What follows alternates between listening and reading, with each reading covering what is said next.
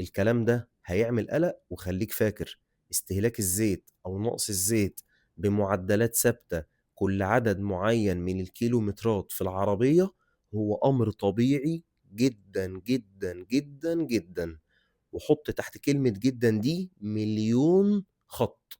انت لا محتاج عمرة ولا محتاج طقم شمبر ولا محتاج تغير لزوجة الزيت وتتقل باللزوجة.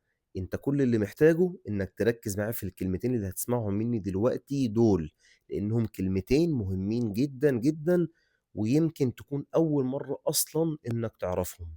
استهلاك الزيت او نقص الزيت في المحرك هو امر طبيعي. الكلام ده مش انا اللي بقوله، مش جايبه من بيتنا. الكلام ده الشركات المصنعة للسيارات، وتعتبر هي أعظم الشركات وأكبر الشركات اللي موجودة في العالم، زي بورشا، زي تويوتا، زي جي ام سي، زي بي ام دبليو. الشركات دي هي اللي بتقول الكلام ده، إنه طبيعي إنه المحرك يستهلك لتر كل 1400 كيلو، يستهلك نص لتر كل 2000 كيلو، يستهلك لتر ونص كل 3200 كيلو. الاستهلاكات دي أمر طبيعي. الشركة المصنعة للعربية اللي حضرتك بتركبها وبتستخدمها هي اللي بتقول الكلام ده. فحضرتك ما ينفعش تطلع كمالك للعربية تقول لا أنا عربيتي فيها مشكلة، أنا كده المحرك عندي فيه مشكلة.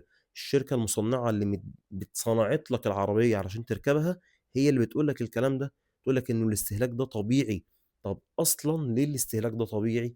طبيعي لأنه زي ما في حاجة اسمها فقد في الطاقة، في حاجة اسمها فقد في استهلاك الزيت أثناء عمل المحرك. إنه أي محرك internal combustion engine أو محرك احتراق داخلي أثناء شغله أو أثناء العمل بتاعه بيفقد جزء بسيط من الزيت أو العنصر الأساسي للتشغيل اللي هو الزيت. بيفقده ازاي؟ عن طريق الخلوص اللي بيبقى موجود ما بين البيستون وما بين جدران السلندر اللي هو بيبقى فيه طقم الشمبر.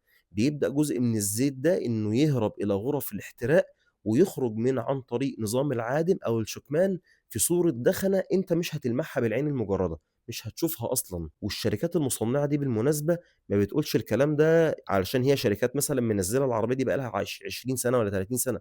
بالعكس، ده الكلام ده بيتقال في عربيات موديل السنة.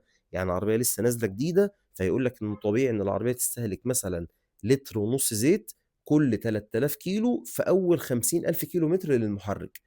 لسه العربية جديدة. فالشركة المصنعة بتقول لك اه ده طبيعي، ما تقلقش خلاص من الكلام ده عادي. فما بالك بقى بعربية ماشية 70 80 ألف 100 ألف 200 ألف، ما بالك بالكلام ده. طيب انا امتى ابدا اقلق من نقص المحرك او نقص زيت المحرك؟ ابدا اقلق لما الزيت يبقى نقصه بشراهه شديده. يعني كل مثلا 2000 كيلو الاقي مثلا في معايا مثلا نقص 3 لتر زيت، ناقص 2 لتر ونص زيت، مع وجود دخنه بيضه من الشكمان من ورا، دخنه بيضه ملحوظه بالعين. هنا ابدا اقلق، هنا ابدا اعمل قياس كبس محرك. بس قبل ما اعمل الكلام ده كله ارجع للفيديو القديم بتاعي واعمل تيست على البي سي في فالف، اتاكد انه البي سي في فالف شغال تمام، مش ستاك كلوزد. طيب شغال كويس او بدلته وتمام ولسه نقص زيت موجود مع وجود دخنه، ومع انه قياس كبس المحرك منخفض او قليل، هنا خلاص انا محتاج هنا طقم شمبر او عمره كامله حسب ما الفني هيحدد مع حضرتك. ركز في الكلام ده كويس جدا، وما تجريش ورا على طول ان انا المحرك بينقص زيت فانا كده هعمل عمره، انا كده هعمل طقم شمبر. ما انا ما اكونش طولت عليك. سلام عليكم.